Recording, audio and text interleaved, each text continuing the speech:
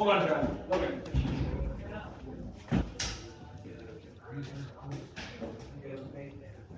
Yeah, okay. 1, 2, and then it's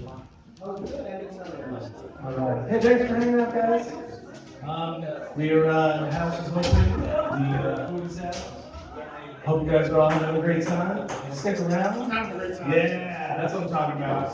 Show's gonna do some reading and some explaining of his stories for us. And as a prequel, hey man, as a prequel to that, I just want to say, before I forget, or if I get too busy or running around, I'm so thankful to have been part of all of this in the last 2 years. And thanks for bringing me on board.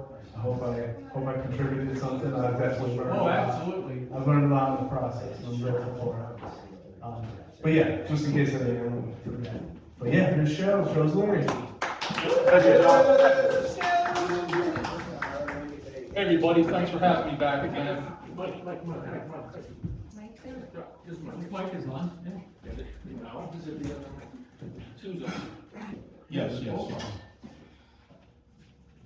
Try to get check. Huh, there's nothing. Wait a minute, try again. There we go. All right. In January of 2024, I released on Amazon my paperback version of my book, The Footless Girls of Camp C. It's my musical/military memoir, mostly taking place in 1976, where I had a fantastic adventure in some other country, did some amazing things, and I had to sit on it for most of my life, for 45 years in fact, due to a non-disclosure agreement. Nonetheless, I wrote about it all that time, and after I retired at the end of 2023, I worked really hard and I got the book out on Amazon. And I kept coming to these open mics where I met everybody, pretty much every one of you. And someone came and read a poem, and it got the idea in my mind that this was not just about music. I came here and I played music for sure, but I got the idea, well, maybe I could read from my book. So I did on end of January. I was on the Big Steve Radio Grateful Dead show on Sirius Radio, and I listened to that, and I'm going, wow, your voice isn't really that bad. You know, you never really know when you're doing it. So between those two germs of an idea, I got the idea to come here and do readings from my book. And you know, they're limited to 15 minutes or so, so they were short and to some degree edited versions of what was going on in different chapters. Just a couple examples. I talked a story about going on my first hunting trip and all the old guys pulling a prank on me and teaching me about crooking a deer. And I'm not going to go all through that now. I kind of think most of you know it. But that became a big metaphor throughout the book. The challenge of facing impossible odds and coming through it. I read about finding avocados wild in the jungle, and the whole platoon ate them, and we all got the shits. It's a hilarious time. We came across a giant anaconda snake that scared the crap out of us. This thing was huge, 15 feet long, probably 8-9 inches in diameter near the head. I talked about my tattoo that I have on my shoulder and all the important elements and how they came to fruition during that mission. They all represent something very serious to me. And you know, to most people see it as just, you know, maybe it's a cool tattoo or it's just a tattoo, but to me it's really personal, of course. And I talk about how that came to be. I learned early in my fighting days how to wiggle my ears and how to juggle. Now you wouldn't think that gonna do you much good down the road, but if you, as you read through the book, you find out that both of those skills came in pretty handy in different ways, but they came in handy. I also wrote a couple songs during that time, and I talked about those. One was Concrete Blues, because I was in construction a lot, and the other song was called LSD Trip. And if you think about that quick, it says LSD Trip. And a lot of that was going on at that time, because I was really involved with the Grateful Dead, going to as much Grateful Dead as I could, and that was part of it. I spoke about my love and hate relationship with Spam. Yeah, we were in the jungle for over a month, and all the food we had, we carried on our backs. And man, I bought a bunch of cans of Spam, MREs, MCIs, and my favorite sauce. Sauce is really important because the food sucks. If you don't got a good sauce that you like, it's harder. Tabasco sauce was my favorite. But there was this other sauce that I couldn't understand what the guys were saying, and I thought they were saying it's, what's this here sauce? I don't know what I'm talking about, right? I didn't like that, but that's what I thought it was for a long time. I had never had it before until the first time there. The book goes into my trip to the Watkins Glen Music Festival in 1973, where I got introduced to the Grateful Dead. There's 2 chapters specifically about that early in the book, and I, read about those 2 chapters here at Open Mic. So I got the opportunity to speak from the book, and I recorded them all on my tablet, and I posted all those on YouTube and my Facebook page and my website, schultzleary.com. And people said, wow, you have a pretty interesting voice. Did you ever consider an audiobook? I didn't, because I didn't know I had a good voice. Until I was at this open mic and I recorded myself and I could hear myself and other people could give me feedback. So I recorded the book over the course of the summer at Joel Peterson's music studio in Petersburg. Joel Patterson, sorry Joel, at Mountaintop Studios. And that has actually become the better seller of my paperback, and the Kindle version of my book is the audiobook version. It's 21 hours long, perhaps long by some standards, but it's not abridged in any way for the book.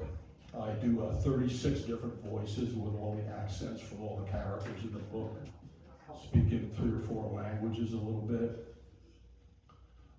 And like I said, that's been more successful than the other 2 versions for some reason. But again, coming back, it all started right here, just talking about it and realizing I could pull that off.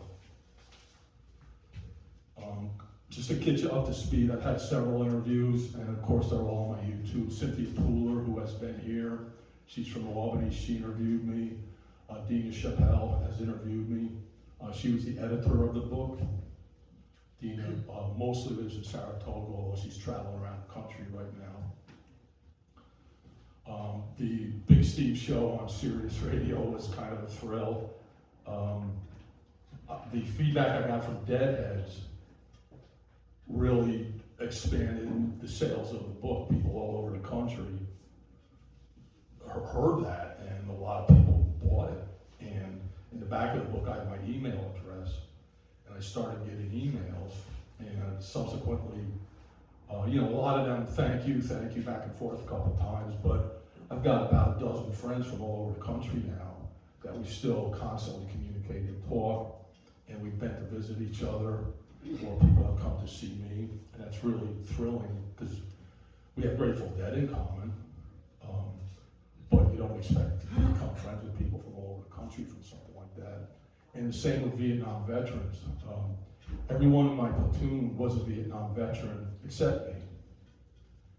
And Vietnam veterans really are really liking my book too. I did a lot of research to make sure that everything about Vietnam was extremely accurate. I went to all the museums I possibly could. I interviewed a lot of men who've been there.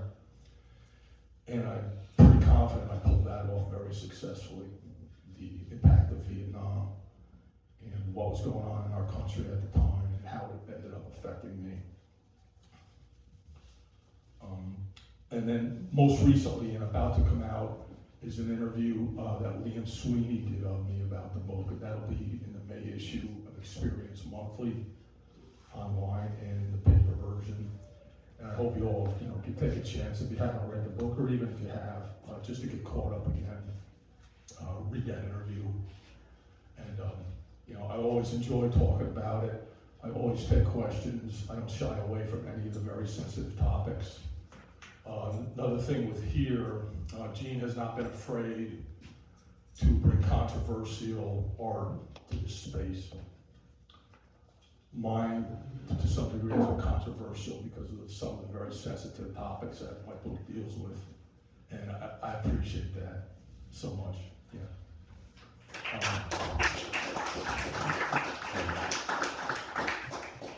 So the main point of talking to you today was not to promote my book, but to thank Gene and Matt. Gave me a great kickoff to the things that I didn't think I could do with my book. And I accepted the challenge because I'm not afraid of trying to crook a deer. And I pulled off a lot of crazy stuff to make this happen. And I want to thank them again sincerely for having this and allowing me to talk about something instead of just playing music. Thank you all.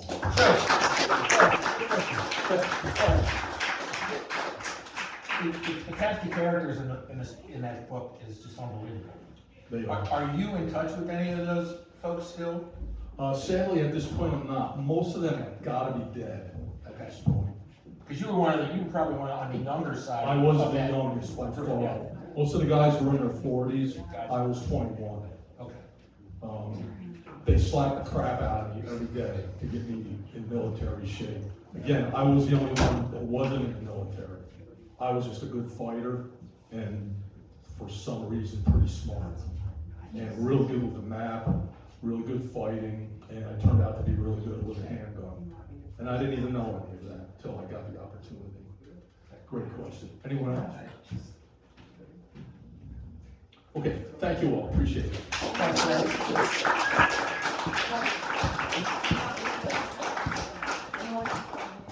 Here's the book. You can contact shows. There's some really interesting storytelling in this, and it's a lot of pages, a lot of small print. It's the real deal. And that's what we do here at 344 2nd Street, the real deal.